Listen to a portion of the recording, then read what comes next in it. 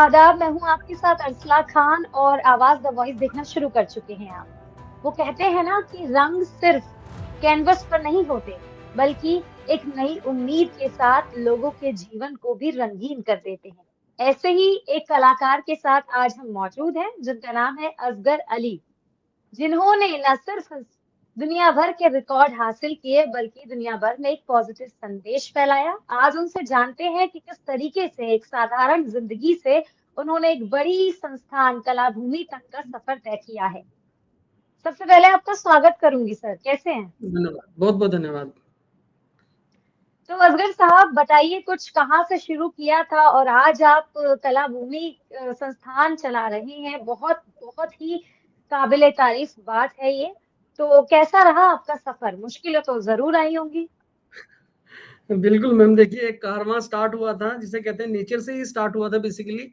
एक जिसे कहते हैं नेचर में एक बीज को बोया गया था 2006 में और आज जी। 2026 में वो एक वृक्ष का रूप धारण कर चुका है, जिसमें काफ़ी सारे हम्म। फल लग चुके हैं और फल बहुत लगे हैं तो खूबसूरत। ज़ाहिर-सी बात है, शायद फल जो है नेचर से ही हमें मिलता है और आप लोगों की और मेरे गुरुओं की और मेरे हर एक ऐसे स्टूडेंट्स की जो आज बुलंदियों पर है, उनकी दुआओं से ये जी। कलाभूमि आज स्टेबलाइज़्ड हुआ है।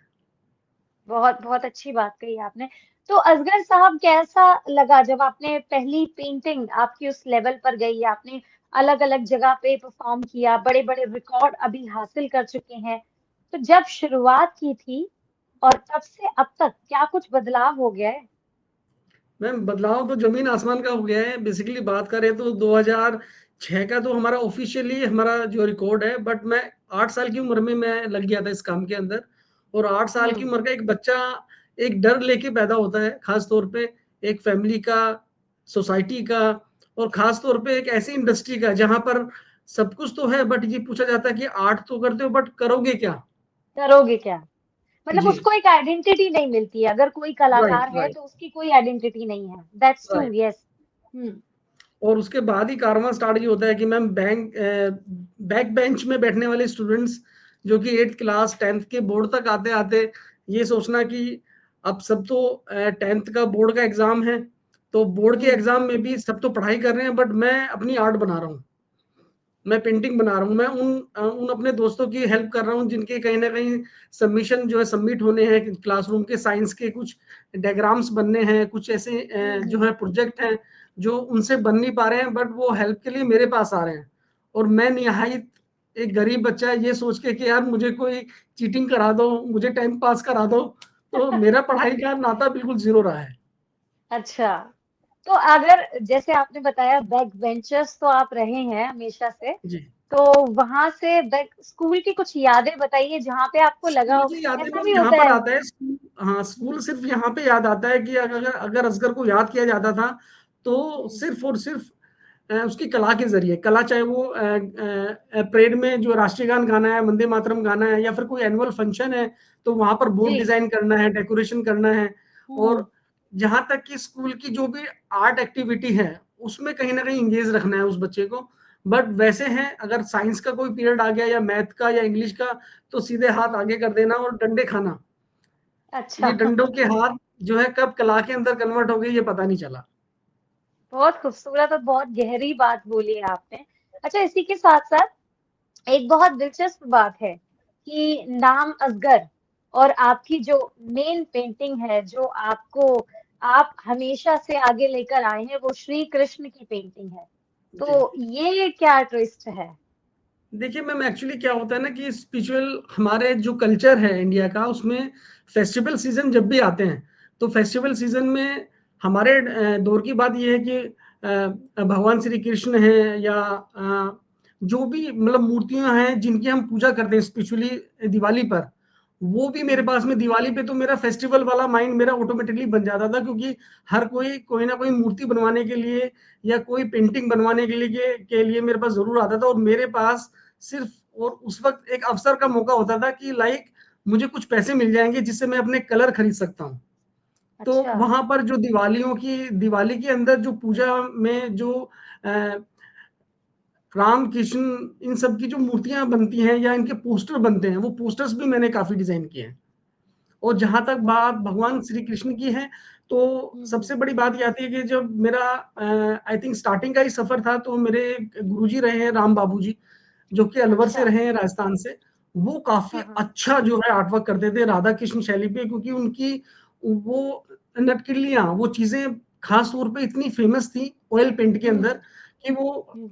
भगवान श्री कृष्ण का हर एक रूप उन्होंने देखा, हर एक पेंटिंग के अंदर उन्होंने उनको उकेरा। बट मेरा जो काम होता था उनकी ड्राइंग करना या उनका फाइनल, अगर कोई कलर टोन है तो कलर टोन को मैं उसको थोड़ा-सा अपने लर्निंग पार्ट से बहुत जोड़ता हूँ। उसके साथ-साथ मेरे पास में ये चीज़ें ऑटोमेटिकली जुड़ गई कि एक ऐज़ ए मुस्लिम होने के बावजूद भी मैं भगवान श्री जी, कृष्ण से काफ़ी अटैच हुआ, क्योंकि एक्चुअल में जिसे कहते हैं कि उनकी जो जितनी लीलाएँ रही हैं, उन लीलाओं जी, में जी। हर एक चित्रण में कुछ ना कुछ क्रिएटिव नज़र आता है। चाहे वो उनका बाल रूप आप देख लीजिए, या फिर उनका आप अ, जो भी जिसे कहते हैं ना कि खास तौर पे जो बात आती है कि आप उनसे इंस्पायर हो सकते हैं और हुँ, आप जीवन में बदलाव ला सकते हैं कि किस तरीके से आप इस प्रकृति को, आप किस हुँ। तरीके से आर्ट को स्पिरिचुअल चीज़ों से जोड़कर अपने आप को आगे बढ़ा सकते हैं। अच्छा, तो जैसे असगर साहब आपने खुद बताया कि कई लोगों ने बोला कि मुसलमान होने के बावजूद भी मतलब आपने भी खुद ऐसा अनुभव किया कि मैं श्री कृष्ण की मूर्तियों से और उनकी कला से बहुत अटैच हूँ। हर कला में, हर प्रस्तुति में मुझे एक अलग अनुभव रहता है मेरा। तो आपके परिवार का क्या रिएक्शन था जब मैम उन्होंने देखा और परिवार बेसिकली ऐसी स्टेज पे रहा है हमेशा कि चलो कहीं कुछ एंगेज तो है, कुछ काम तो कर रहा है, बट उनको मेरे स्टार्टिंग के 5-10 साल तो पता ही नहीं था कि ये करता क्या है।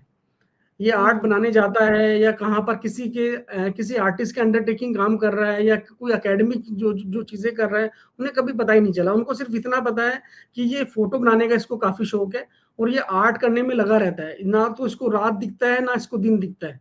बट ये हुँ, स्कूल लेवल पे भी मतलब 10-12 के बाद अगर बात करें तो वहाँ पर भी जब स्कूल चेंज होता है आफ्टर जो है 10th के बाद, तो कुछ दोस्त तो जी। आपके छूट जाते हैं। तो हाँ, यहाँ पर बिल्कुल। मेरी जर्नी ये स्टार्ट होती है कि लाइक जो दोस्त काफ़ी अच्छे थे स्कूल लाइफ में, वो कॉमर्स, साइंस की तरफ बढ़ गए और मैं आर्ट की तरफ पीछे ही रह गया। तो मेरे सामने सिर्फ़ ऑप्शन यही था कि मैं एंगेज रहूँ और मुझे डर लगता था लाइफ में इस चीज़ का कि अगर मैं आर्ट नहीं करूँगा, तो मैं या फिर किसी होटल के अंदर टेबल साफ़ करूँगा या कोई गाड़ी चलाऊँगा। इसके अलावा कोई अच्छा ऑप्शन असगर नज़र जी, नहीं आता। आर्ट्स वाले या आर्ट वाले पीछे थोड़ी रह जाते हैं। आप देखो आपने Guinness book of world record हासिल किया है, तो मुझे तो नहीं लगता आप पीछे हैं। आप कैसा बट फील जब करते हैं? स्कूल लाइफ याद आता है बहुत ज़्यादा, क्योंकि स्कूल में जो हम्म, टॉपर होते थे, आज वही दोस्त मेरे साथ रहते हैं और मुझे मिलते बताइए। भी हैं, तो वो आज जॉब कर रहे हैं। बट मेरा खुद का अच्छा। बिज़नेस है, खुद का काम है, हम्म, स्टूडेंट्स को हम लीड कर रहे हैं। तो आज ये बदलाव तो देखने को मिल रहा है, बट उस दौर में उस बच्चे की कहानी आप समझ सकते हैं कि उसका मेंटल लेवल क्या था, उसकी मेंटल हेल्थ हम्म, कैसी थी। उसको हमेशा ये डर लगता था कि अगर पढ़ाई नहीं होगी तो कुछ नहीं होने वाला। हाँ बिल्कुल। पढ़ाई के बिना, क्योंकि आज भी मैम व्हाइट कॉलर की जॉब अगर देखिए, हर कोई अपने घर में डॉक्टर, इंजीनियर और यही चीज़ें जो है आगे बढ़ाना चाहते हैं। ज्यादातर कोई आर्ट या कोई एक्स्ट्रा हाँ। करिकुलम एक्टिविटी में कोई किसी को बढ़ोतरी के लिए आगे पुशअप करता ही नहीं है। ऐसा बट नहीं लगता कि असगर साहब की एआई लोग बोलते हैं ऐसा सो कॉल्ड नैरेटिव सेट हो गया है कि एआई जॉब खा जाएगा, तो आपका क्या नहीं, कहना नहीं, है इस नहीं, पे? नहीं। मैम हमारे दौर की बात है कि अगर आप बात को, जब कैमरा आया था तो तब भी लोगों के अंदर डर था कि जो पहले पोस्टर हाँ। बनाते थे, जैसे एमएफ हुसैन साहब ने पोस्टर्स बनाए हैं और मूवीज़ के बड़े-बड़े पोस्टर होर्डिंग बनाना, तब भी ये था, डर था कि कैमरा आने के बाद आर्टिस्ट लोगों की जो है वैल्यूज़ खत्म हो जाएँगी। बट मैनुअली हम्म, सारी चीज़ें जो है चलती आई हैं। हाँ, मैं ये मानता हूँ कि आज की टेक्नोलॉजी के हिसाब से जिन चीज़ों को हम्म, बनाने में महीना 2 महीने लगते हैं, वो अब हम 15 दिन या 10 दिन में जो है बना सकते हैं, क्योंकि उस हम्म, आर्टिस्ट के अंदर मोशंस होते हैं, इमोशंस होते हैं, फीलिंग होती हैं। वो हम्म। एक एआई जनरेट करके कोई तस्वीर नहीं दे सकती है। बहुत गहरी बात है। जी, बिल्कुल सही कहा। अच्छा इसके साथ-साथ मैं ये जानना चाह रही थी कि जैसे आपकी ज़िंदगी में तिहाड़ जेल शब्द का भी जी, नाम आता है। तो वहाँ पे बिल्कुल। जब आपने काम किया, वो अनुभव आपके लिए कैसा रहा? मैम तिहाड़ में एक्चुअली बेसिकली हमारा पहले आज हम देखें तो काफ़ी साल पहले की बात है, हमारा एक एनजीओ भी है, कला भूमि फाइन आर्ट सोसाइटी। हाँ, हाँ। उसके तहत जब हमने गवर्नमेंट स्कूल्स में और प्राइवेट स्कूल्स में काउंसलिंग देना स्टार्ट किया और डेमो सेशन देना स्टार्ट किया, तभी एक आइडिया आया, वो एक मेरे काफ़ी गहरे मित्र हैं सूरत किरण जी, उनका सक्षम फाउंडेशन एनजीओ है, उनके माध्यम से हम तिहाड़ के अंदर हमने एंट्री किया और वहाँ पर अगर आप देखेंगे तो जीवन काफ़ी उथल-पुथल है। आपके सामने जी। लोग जो क्रिमिनल हैं, कुछ सच्चे लोग भी हैं जो झूठे केस में आ गए हैं, बट उनके अंदर हाँ। हुनर है। इतना तो हुनर है आपने कि उनसे वो उन लोगों से बात की थी? मतलब उन लोगों से के साथ आपका सेशन हुआ था कुछ ऐसा? सेशन हमने पूरी क्लासेस दी हैं मैम। 3 मंथ हुँ। 6 मंथ हमने क्लासेस दी हैं। ओह! ओके। और उसमें जेल नंबर 4 में, जेल नंबर 3 में उस टाइम पे जेलर भगवान सिंह जी होते थे। वहाँ पर मेरे सपोर्टर में एक 7-8 फीट का एक बंदा होता था जिसने 7 मर्डर किए हुए थे, 7 मर्डर। और वो भी आर्ट अच्छा। क्लास में आता था। मतलब एंटर करते वक़्त हमसे शार्पनर, पेंसिल हमारे ही हाथ में होती थी। हम किसी को किसी भी जो है कैदी को दे नहीं सकते थे। वो कलर अच्छा। वगैरह भी हमें ही जो है अटेम्प्ट कराने होते थे। और वहाँ का अगर मैं आप आउटपुट पूछें, तो वहाँ पर हुँ। काफ़ी सारे केसेज़ इतने थे जो कि आज उनकी लाइफ़ चेंज हो चुकी है। एक कैदी था, उसका हुँ। नाम नरेश था, जो कि हुँ। नांगलोई साइड से था, नजफगढ़ से। वो हुँ। बंदा काफ़ी ज़्यादा क्रिएटिव था। तब मैंने तिहाड़ जेल में एंटर किया तो अ, उम, मेरी उसकी नज़र मेरे से सबसे पहले पड़ी। उसने बोला कि सर मुझे भी सीखना है। तो जेलर साहब ने बोला इसको बिल्कुल भी नहीं सिखाना है, ये जो है आपके काम का नहीं है। तब मैं अच्छा। एंटर करता था तो वो मेरे को एक पेड़ के नीचे बैठा हुआ मिलता था। वो हुँ। मेरे को बोलता कि सर आप मुझे सिखाओगे या नहीं? मैंने कहा यार मैं तो सिखाने के लिए आया हूँ, बट मेरे को आपके लिए स्पेशल मना किया है। तो कह रहे सर तो कोई बात जेलर नहीं। साहब का कुछ पर्सनल ग्रज था क्या उसके साथ? नहीं, नहीं, नहीं मैम, एक्चुअली वो काफ़ी वहाँ पे जो मारपीट काफ़ी करता था। माफिया टाइप, अच्छा। नहीं, नहीं, वो मारपीट करता था और कैदियों के साथ में, ऐसा कुछ था उसका सिनेरियो। वो अच्छा। 10 साल की कैद में था। 10 साल की कैद में अगर देखें तो उसके बाद जो उसके बड़े-बड़े बाल बड़े हुए थे, दाढ़ी बड़ी हुई थी। उसने मैंने बोला पहले तू अपना हुलिया ठीक कर, उसके बाद फिर क्लास लेना। मैंने फिर नेक्स्ट अच्छा। डे देखा, वो बिल्कुल क्लीन शेव करा के मेरे को सामने मिला। तो उसने मेरे को एक तो अच्छा। बदलाव दिया कि सर मैं तैयार हूँ। तब मैंने उसको हुँ। तैयार किया, तो उसके बाद आज अगर आप देखें तो वो तिहाड़ से निकलने के बाद आज वो स्कल्पचर में काफ़ी अच्छी पेंटिंग बनाता है। पेड़ों के अंदर डायरेक्टली वो हुँ। जो है टूल्स के ज़रिए मूर्तियाँ बनाता है और वो हुँ। स्टेबलाइज़्ड भी है। वो बाहर भी आ चुका है और बहुत अच्छा आर्टिस्ट है और काम भी फ्रीलांस काफ़ी अच्छा करता है। तो ऐसे ढेर सारे हुँ। फिर हमारे यही इन्हीं कैदियों के काम इंटरनेशनल ट्रेड फेयर में भी जो है एग्ज़िबिट होते थे। वहाँ पर उन आर्टिस्टों के काम सेल आउट भी होते थे, जो कि 10,000 से लेके 25,000 20,000 तक की पेंटिंग सेल आउट होती थी। चलिए, ये तो बहुत इंटरेस्टिंग आपने मुझे स्टोरीज बताई। अच्छा, इसके इतर मैं ये जानना चाह रही थी कि आपका, जैसे हम कई बार देखते हैं, कई पेरेंट्स भी कला को नेग्लेक्ट कर देते हैं। कहते हैं कि अगर ड्राइंग में अच्छा है तो फिर क्या करता है और क्या स्पेशल है, स्पोर्ट्स में अच्छा है, स्पोर्ट्स को तो फिर भी अब कंसीडर कर लेते हैं, पर कला को नहीं करते हैं। तो उनके लिए, उन पेरेंट्स के लिए, उन बच्चों के लिए, या जो भी लोग ऐसा सोचते हैं, उनके लिए आप क्या संदेश आवाज द वॉइस के जरिए देना चाहेंगे? मैम आज का टाइम देखिए टोटली चेंज हो चुका है। जब से अगर आप देखो तो सब चीज़ों के स्टार्टअप चल रहे हैं। पहले हम हुँ। कॉमेडियन सिर्फ़ कॉमेडी की अगर बात करें तो हम पहले जोकर्स देखते थे या फिर हम सर्कस देख के आते थे। आज स्टैंडिंग ऑडिशन किस तरीके से पॉपुलर हुआ है, जो कुछ नहीं करते हैं वो भी आज आप देखेंगे तो कैसे ऐसे ढेरों नाम है, कपिल शर्मा नाम है, काफ़ी ऐसे नाम हैं, जो उनसे भी ये क्वेश्चन किया गया है स्टैंड अप करते तो कॉमेडियंस हो। की बात करें। जी। हाँ। तो वहाँ पर भी आप देखोगे तो कलाकार तो हर रूप में बाहर आ रहा है और कलाकार को 3 चीज़ें फ्री मिलती हैं, नाम, पैसा और हुँ। शोहरत, जो अदर जी। किसी और जो प्रोफ़ेशन में नहीं है। अगर इस हुँ। प्रोफ़ेशन में अगर आप आते हैं तो नाम, पैसा और शोहरत। मैं आपसे पूछता हूँ, हुँ। आप वन ऑफ द बेस्ट किसी डॉक्टर का नाम आप बता दीजिए, आपको नाम नहीं पता होगा। अगर आपसे कलाकार का पूछा जाएगा तो आपके फ़ेवरेट सिंगर भी होंगे, डांसर भी होंगे, एक्टिंग वाले भी होंगे, स्पोर्ट पर्सन भी होंगे।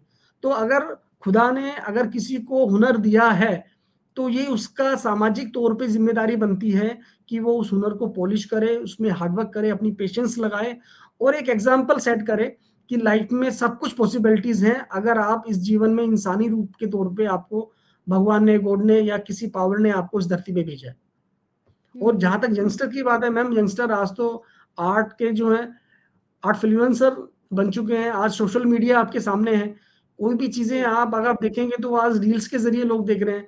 मैं सिर्फ़ इतना कहना हाँ। चाहूँगा कि आज के यूथ रील्स ना देख के रियल बने। क्योंकि हाँ, रील्स और रियल में काफ़ी डिफरेंस होता है।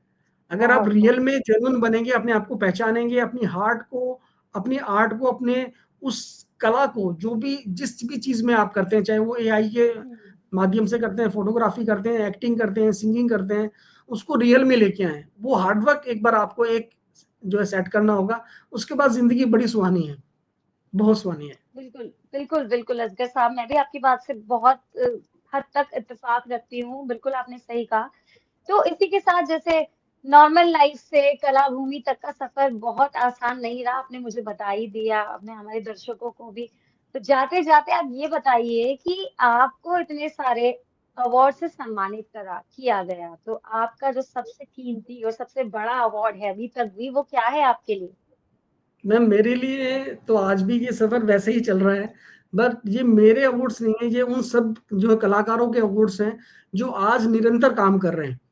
जो जी, शून्य से स्टार्ट हैं और अनंत की ओर आगे बढ़ रहे हैं, और वो मतलब उन सभी के लिए, मेरे स्टूडेंट्स के लिए, या फिर जो मेरे गुरु हैं या मुझसे ज़्यादा सीनियर्स हैं, ऐसी आर्ट कम्युनिटीज़ जो आज भी निरंतर आर्ट को आगे लेके आ रहे हैं, उन सभी के लिए ये आर्ट सम्मान है। क्योंकि मैं इन अवार्ड्स को सिर्फ़ नंबर्स मानता हूँ कि ये नंबर्स हैं, और इस साल जैसे 2026 का गिनीज़ वर्ल्ड ऑफ रिकॉर्ड भी हमें जो है मिला है। बट इससे पहले तो बहुत अच्छी अगर बात बात है। करें तो अयोध्या राम मंदिर पे भी लॉन्गेस्ट पेंटिंग हमारे नाम पर है। एपीजे हुँ, अब्दुल कलाम साहब का जो टाइपोग्राफी पोर्ट्रेट है वो हमारे नाम से जो रजिस्टर्ड है। हुँ, इसके अलावा लिम्का बुक ऑफ रिकॉर्ड में जब नोटबंदी हुआ था तो 500 का जो एक नोट था वो सबसे बड़ा हमने ही डिज़ाइन किया हुआ है। वो भी हमारे नाम से। अभी लेटेस्ट लास्ट अगर बात करें तो ऑपरेशन हुँ, सिंदूर की लॉन्गेस्ट पेंटिंग भी हमारे नाम से, जो कि Limca book of record high range world wide book of record जो कि लंदन और यूएस से है। तो ये सारे सम्मान उन सभी कलाकारों को समर्पित है जो निरंतर काम कर रहे हैं। बहुत, बहुत अच्छी बात कही आपने।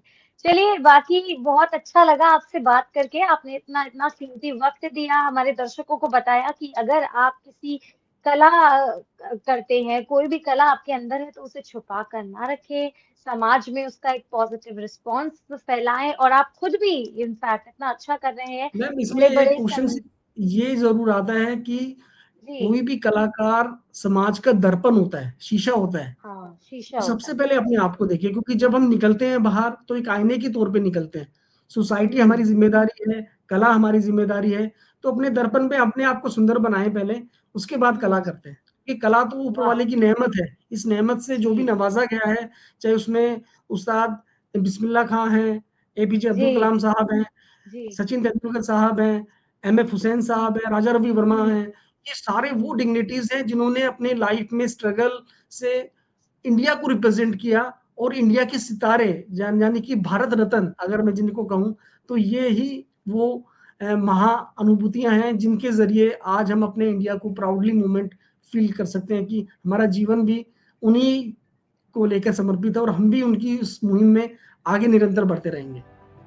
जी, बिल्कुल आपने सही कहा। तो चलिए हम अपने दर्शकों से भी अलविदा ले लेते हैं और आपसे भी फिर मुलाकात होगी दूसरे टॉपिक पर इंशाअल्लाह आपसे मिलेंगे। ऐसी ही वीडियोज़ के लिए अगर आप भी ये वीडियोज़ पसंद करते हैं तो हमारे चैनल को सब्सक्राइब कर लें। हमें आप एक्स, फ़ेसबुक और इंस्टाग्राम पर भी फ़ॉलो कर सकते हैं और साथ ही हमारी वेबसाइट भी है अलग-अलग लैंग्वेजेज़ में, उसको भी आप पढ़ सकते हैं। तो आपसे भी बहुत बहुत मिलते हैं असगर साहब। जय हिंद। जय हिंद।